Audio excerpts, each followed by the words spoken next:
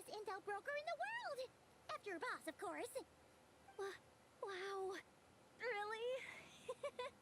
Well, I don't know if I'm all that, but... I guess that decides where we're heading next.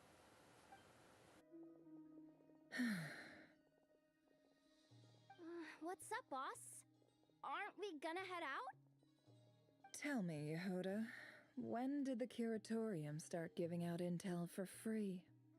Oh, sorry, boss.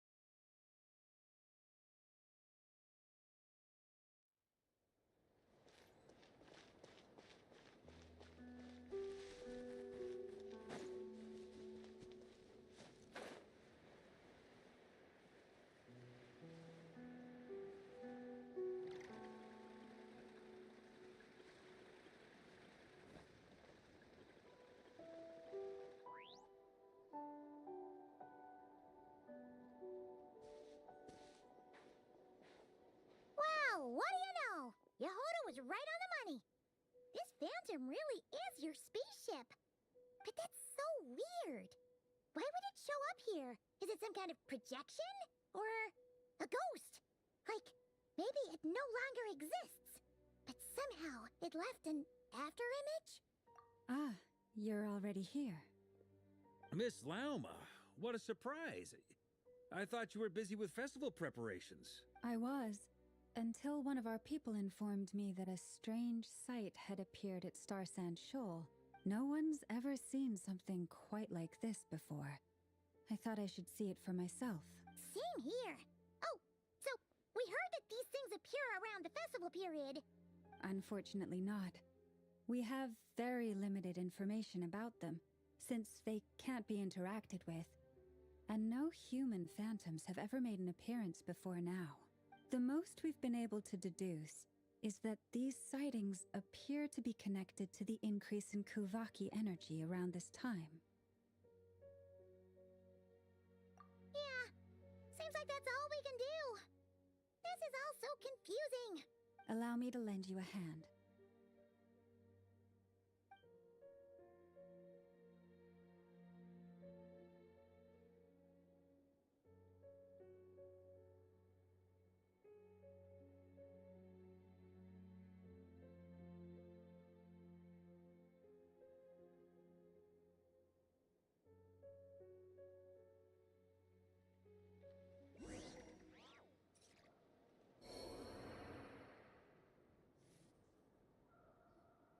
Everyone, our friend here should be able to provide us with some information.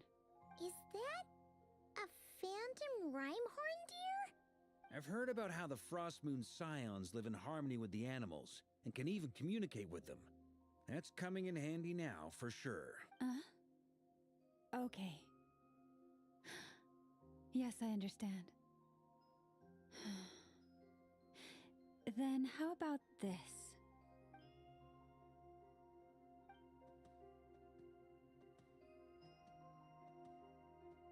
Oh, it's leaving. It appears to share our curiosity about this giant spaceship, so I asked it if it wouldn't mind investigating along with some friends. In return, I told it about some nearby spots where the wild fruit grows abundantly.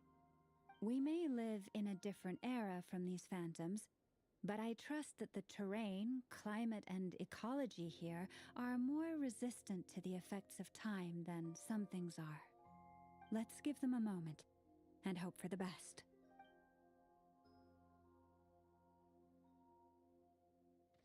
All back together? Must have been a lot of fruit. Indeed. Now let me ask them some questions.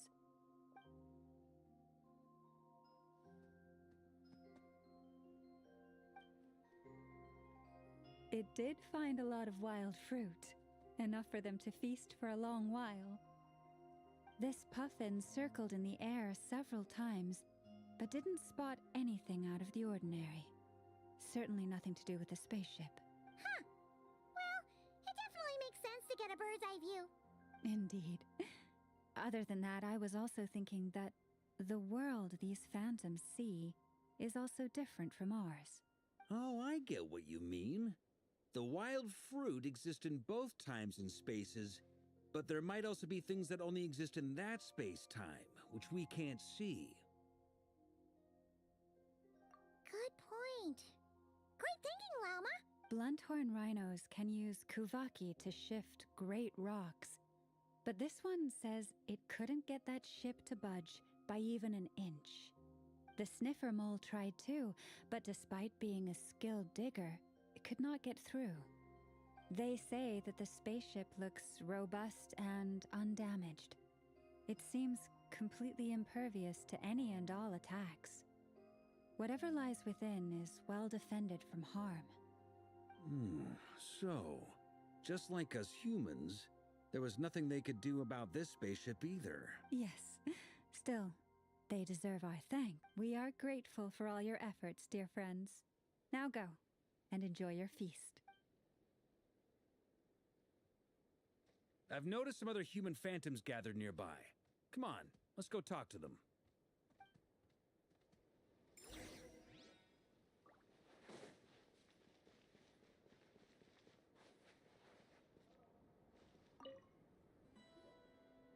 What is this thing? I've never seen it move, and there's no way to get inside. Goodness knows. My grandpa says it's been sitting here at least since his grandpa was still alive. What about his grandpa? Did he say anything to your grandpa's grandpa about it? Huh? I don't know. In all likelihood, it was here back then too. Hard to imagine something this huge could move. Guess that means that as far as they're concerned, this ship's been around a long time.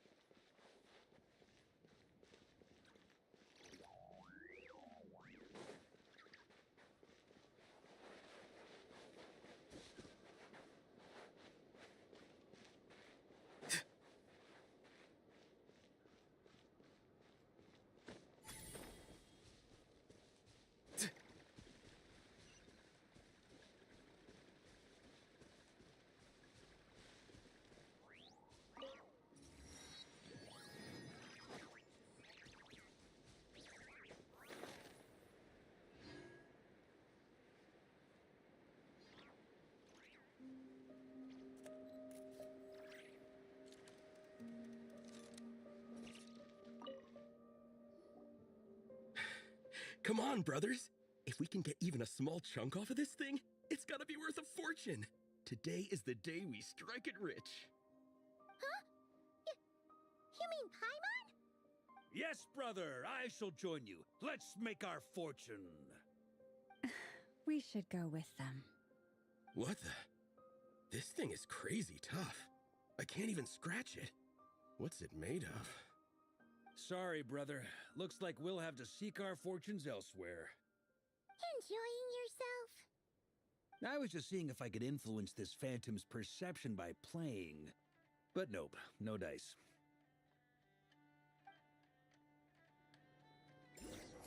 That was funny. I'm sure we're all starting to build up an idea of what's going on here now that we've spoken to some of the people.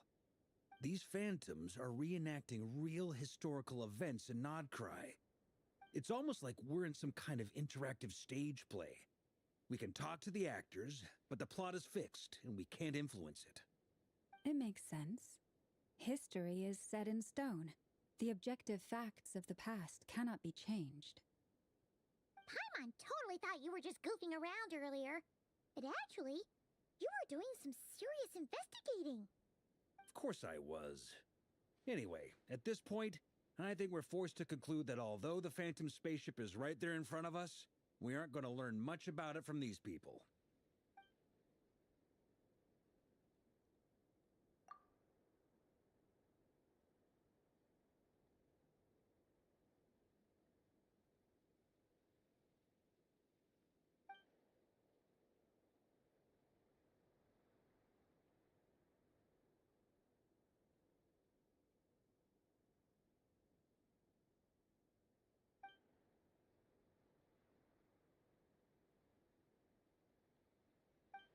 Don't be discouraged.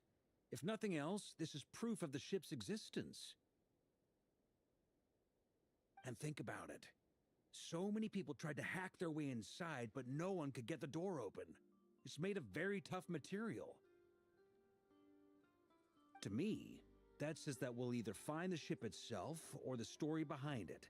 It's just a matter of time. Huh. Every now and then, when Varka gets serious, he actually does seem like Grandmaster material for once. I wonder how the others are doing. Let's head back for now. Sounds good. Also, drinks are on me if Team Knights of Favonius is the first to finish. Wait, we have a team name now? Am I in Team Knights of Favonius as well? You're very welcome to join. We've even got a cathedral ready for you. Isn't that technically blasphemy? You wouldn't dare make a joke like that if Barbados was in earshot. Nah, I'm sure Barbados doesn't mind a little harmless blasphemy once in a while.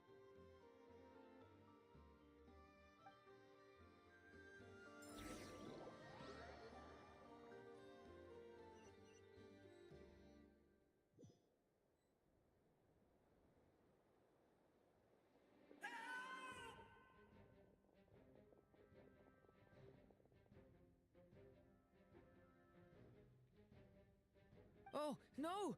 Get away! Oh.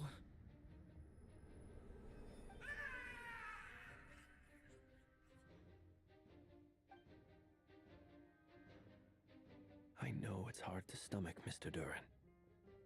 But as I'm sure you've noticed, there is nothing we can do to intervene in that which unfolds before us. But we have to at least try. And try you have. But are you aware of how many unsuccessful attempts you've made now? I wasn't keeping count. I'm afraid this is the 39th failure so far. Or the 5th if we're only counting this particular victim. There are no indications that these phantoms may be altered in any way. You seem to have calmed down a little. I'll make us a fire. You should rest and have some water. Feeling any better now, Mr. Duran? May I ask a few questions? Be my guest. What exactly are we witnessing here? What happened to those people? My guess would be that we are seeing Nodcry during the Conrian Cataclysm. Would that be accurate? Conria.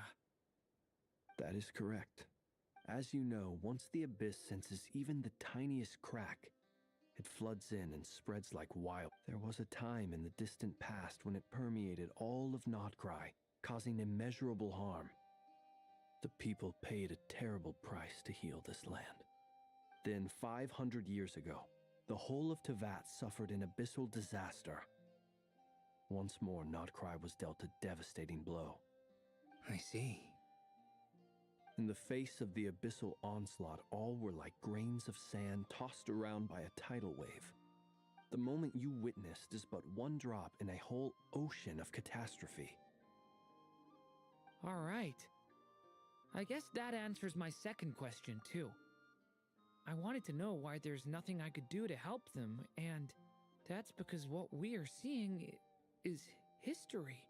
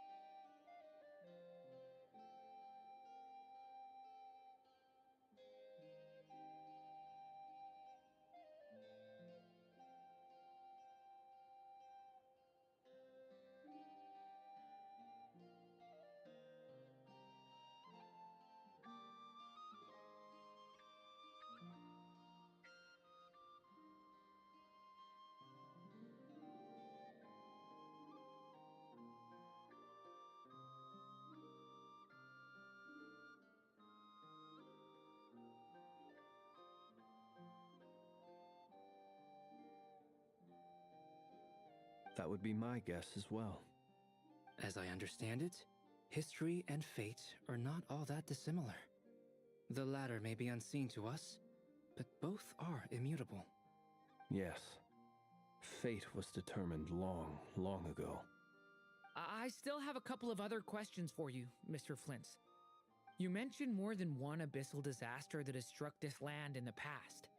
How can you be sure that what we're seeing is from the Conrian incident? And also, how are you able to stay so calm when you're talking about these events? From everything I know about you, you're not cold or ruthless, and you're not indifferent to the suffering of others. Alas, I am forced to show my age. I must be 600 or 700 years old by human measure. Wait, so you... One is not easily moved by history when one has witnessed the truth firsthand. I'm sorry. You needn't apologize. Your passion is a good thing to have. Treasure it, because someday you may find it in terribly short supply. Now, at the risk of offending you, I have a question in return. Your curiosity toward the abyss, is it born from hatred or because you sense its call? I only ask because I kept a fragment of Rerear's body in my lantern for a short time. Specifically, his heart. So I know what a burden it can be to carry the abyss with you. And I hear its power growling from somewhere within you. In my eyes, your mere existence is a miracle. My honest answer is... I don't know. I don't think I have the confidence to say for certain. What I will say is the abyss is not the only issue that haunts me. Even before I became who I am today, the question dogged me constantly. Should I even exist at all? My doubts remain unresolved. But when we fought Rerear, something became a little clearer to me. Sometimes it is the darkness within us that allows us to achieve the impossible. I certainly got the sense from your 39 attempts that you were trying to achieve the impossible. It sounds like you've resolved to see the truth for yourself. Absolutely. In that sense, he and I are quite similar. Then I wish you every success. I look forward to the day of your transcension. Well, if everyone's caught their breath, I suppose we should head back. Oh, and one last thing. I'd appreciate if you kept our discussion about history a secret.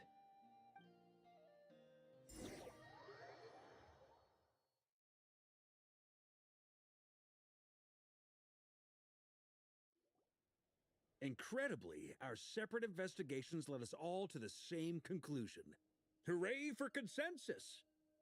Yeah, but we barely learned anything, though. I totally thought this would be the mother lode.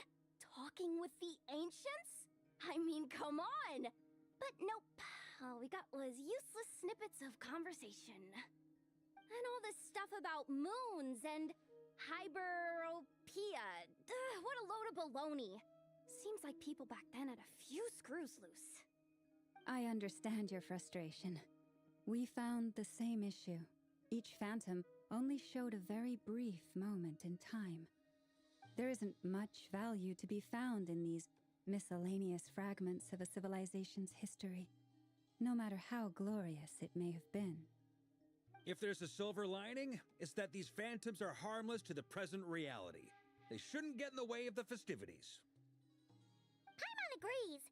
And not just because it's the first thing she understood in this whole conversation. You look disappointed, Nefer. Is something the matter? What do you think? We all worked our tails off, but the only one to gain anything from it was you, Lady Moonjanter. Well, please do share the Hyperborean records with me. I will gladly inscribe them in our people's documents. Oh, duh! Yeah! That was it!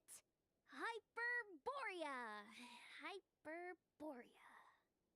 I'm serious. Only an expert in the Frost Moon Scions and their history can turn these records into valuable research material. The alternative is to let them gather dust on the curatorium's storage shelves until the pages turn yellow. Nefer, you're wise enough to know that cooperating and sharing the profits is the best course of action here.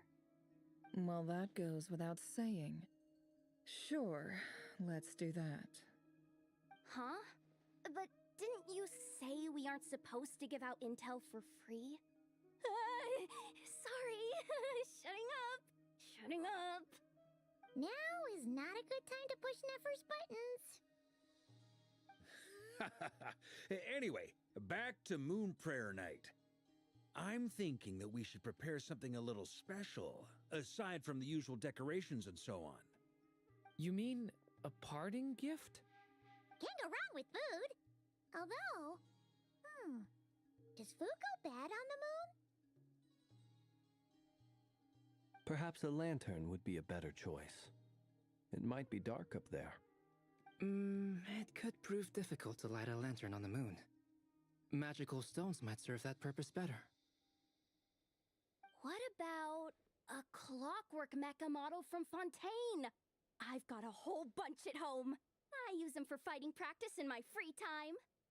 None of these sound like things she would be even remotely interested in.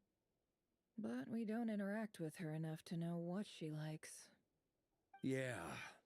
It would really save us the guesswork if someone could find out what she's into. Wait, what the? Traveler? They're all looking at you. Wait! Haha, problem? I need to stop by Dory's. Gonna need her help sourcing a bunch of...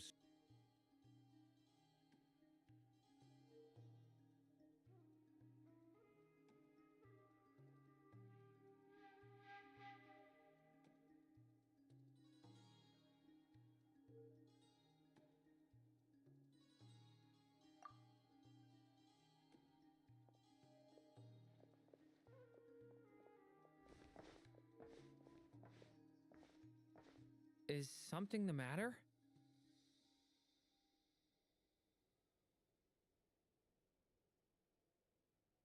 I'm fine.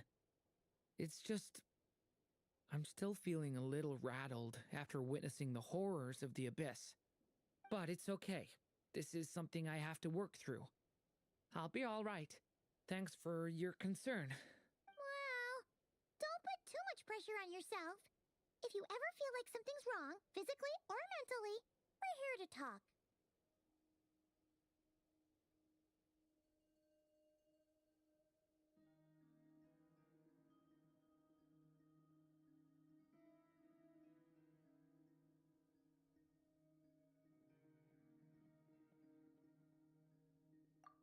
Come on. Stop treating me like a kid.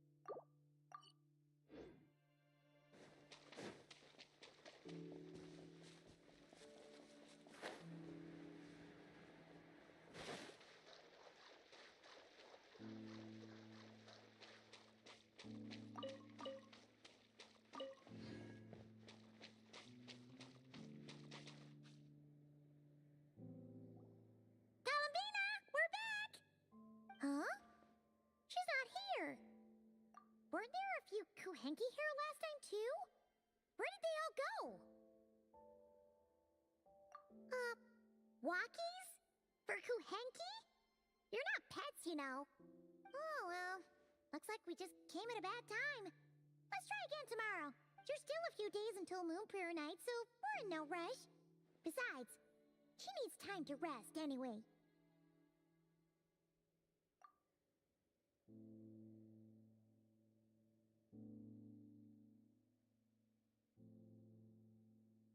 Kalamina! Are you back yet? Oh, how strange. Looks like she still isn't here. Right? It's not like her to spend so much time outside. Especially since she's worried about attracting unwanted attention. What about Luonatar? Luonatar, you there? Hey! Do you know where Kalambina went? Sorry, didn't understand. But if you know where she is, could you take us to her? Yeah, that's even stranger. What about him? Oh, that's not good news. They change color when Kalambina gets weaker, right? And they look super pale right now. Good idea. She might know what's happening.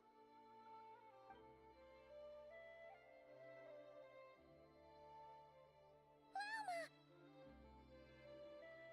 Ah, it's you. How is Kutar? Is she okay? No, she hasn't. I came here to check on her after I noticed the flowers had changed color. Based on past precedent, she must be very weak right now. Even getting up to walk would be a struggle. It seems unlikely that she wandered off outside. Not to mention that she doesn't do that at the best of times either. So yeah, this is super weird. No. Very few people are in the know about Kutar's whereabouts. And if anyone suspicious had visited, they'd have left some sort of evidence. Come on, let's go to Nasha Town. If anyone has seen her, someone there will know about it. It's not Cry's information hub after all. Makes sense. Let's go!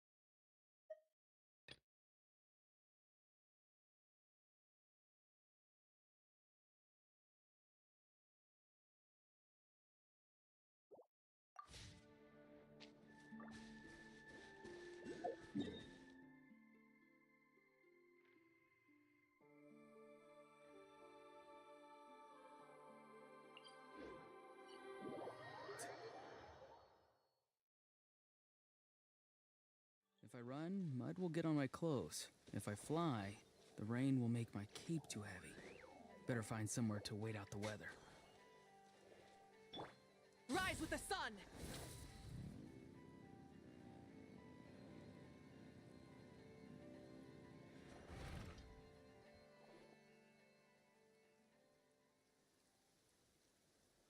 Wait a moment. Is it just Paimon, or is this stall kind of suspicious? It's never been here before, right? No, I don't recognize it. Alas, your free and easy adventure time is over. Now, prepare to face the final boss of Nod Cry. Whoa! Where'd that voice come from? Not sure, but it's definitely hostile. No, no, no, not that way. The final boss is right here. The sniffer mole? That's the final boss? Surely not. Also, Okay, the jig is up. I'll stop teasing you. Turn around. I'm right behind you. It seems I've managed to leave quite an indelible impression, even though you've never seen my face. Ah, nothing could make a great mage more pleased with herself.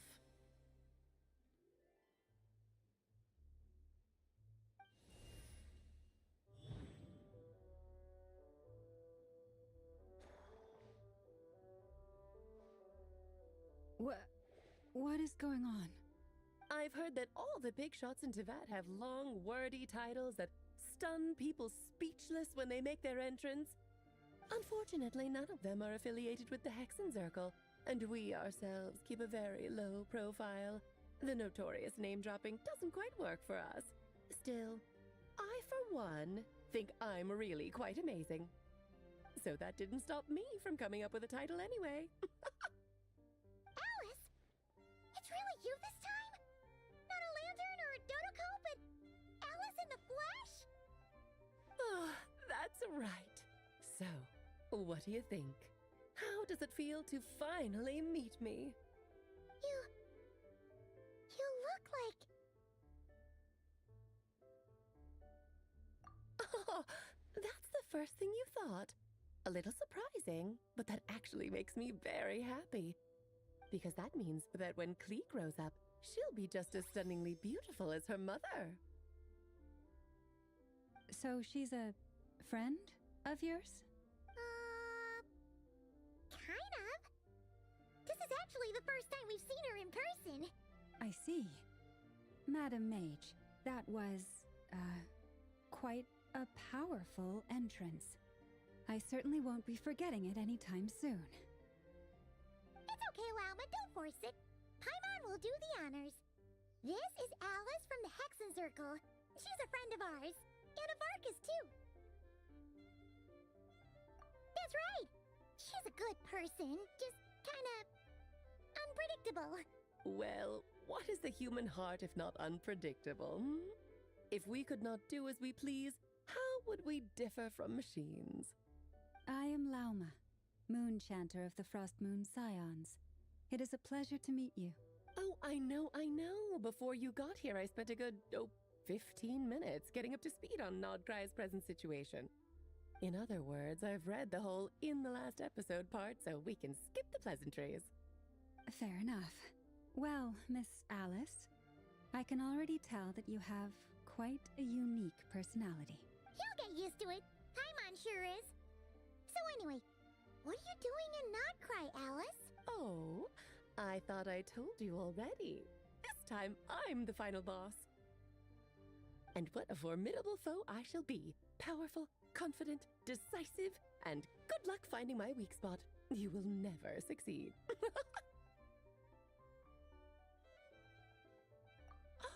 Oh, drat! My one weakness, and you found it in an instant. Fate has been dealt a devastating blow. Thus falls the great Dodo King. Why are you playing along with this nonsense? For funsies, of course. What's wrong, Paimon? Are you disappointed in me? Am I a gigantic letdown? No, it's just... You seem like a busy lady. And this is the one time you've shown up in person. Paimon figured it would be for something more high stakes than just goofing around. You're quite right. I'm here in Nodcry because something big happened. Something big enough it caught the attention of the Hexenzirkel. It concerns the 3 moons, Teyvat's borders, and of course, the moon goddess you are currently searching for. Kind of. Why don't we discuss this over a pot of tea? My main reason for coming on this trip to Teyvat was, of course, to have some fun. But I do technically have a job to do as well, namely, maintaining the stability of Teyvat's borders. I'll skip over the complicated parts, but to sum it up, abyssal energies are all that lie beyond Teyvat's border. We'd find ourselves in a real pickle if they ever made it through. And the phantoms you've been seeing are a sign that the border has been disturbed. Ah, no wonder they tend to show up around Moon Prayer Night. Is it because the real moon is now so close to us that its power can cross the border? In part, but only a negligible amount passes through. Just enough to influence the verdant crests and so on. And as you've noticed, there has been an unprecedented number of phantoms appearing this year. The influence of the moon beyond the border cannot explain this. No, there is another far greater factor at play. The trilunar syzygy. A trilunar syzygy. Eons ago, before the heavenly principles came to Teyvat, it was the then 3 moon goddesses who controlled the laws of this world.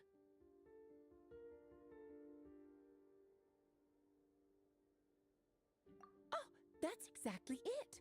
The 3 goddesses split these powers amongst themselves, promising never to consolidate them into one singular body. This was meant to keep the world stable. But, fast-forwarding to the present, the eternal moon's marrow is with you, while the iridescent moon's marrow, which should never have appeared in this world, has been retrieved. Add that to the presence of a moon goddess in the flesh and... the power of all 3 moons is gathered here in Notcry. There hasn't been an event like this since the War of Funerary Flame. And it's having a noticeable effect on Teyvat's borders. Because I wish to give my darling daughter a peaceful, sunny environment to grow up in. Is that a good enough reason? Kinda sounds like you're dodging the question, but it does make sense. Well, that's one reason anyway, and the most important one. The others are a little complicated to explain. For instance, cleaning up after dearest Miss R. Albedo could tell you more about that if you're curious, but right now, I have a more important question to ask you. Why are you collecting the moon marrows? I see. Nicole told me about that legend once. Nicole? You mean Mage Anne? Oh, so you remember. Yes, of course. That was a story about fate, her area of expertise. But back to the story of our dear moon goddess. I'm afraid her intended method of returning to the moon is unlikely to work anymore. What does that mean? She may be missing, but she hasn't gone anywhere. She has disappeared.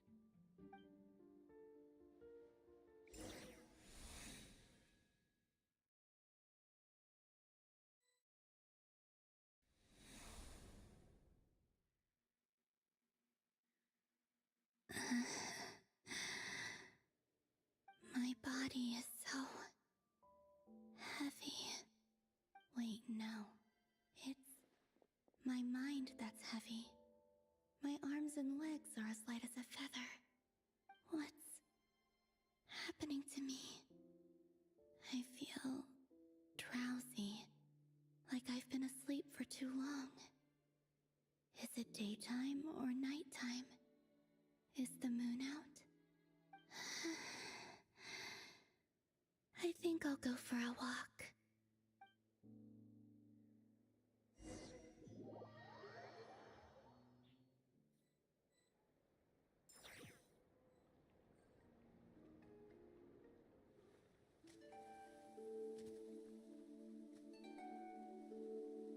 Are you out for a walk too? Huh?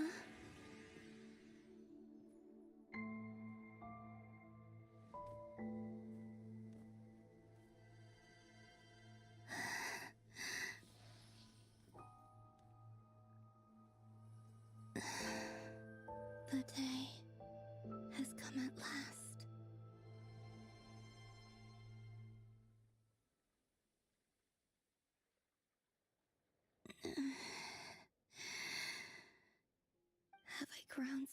weak that I can't even sustain my physical form. But Moon Prayer Night is nearly here. I was so close to returning home. Death is near. Is this how it ends for me? Will I return to the moon after I disappear? Or... I don't want it to end like this. So far, at least, I still exist. Even if not physically, I can still feel. But as my power wanes, I'm sure that too will fade. I suppose I might take one final look at this world. The world where I was born.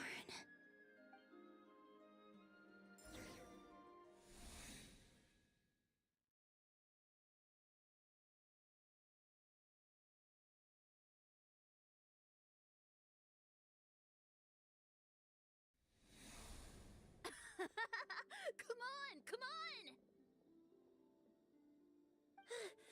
Wait for me! The Frost Moon Enclave. How much it has changed since I was born. These decorations, they're so heavy. It's times like this when you kind of wish men could be priestesses and acolytes.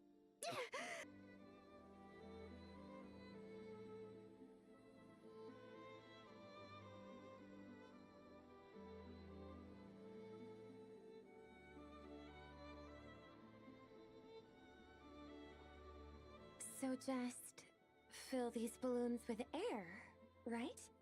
Yep. Try a couple now to test things out. The rest can wait till Moon Prayer Night. Rita! Teasing an acolyte of the Frost Moon Scions? Do it. The task is... Sing fast!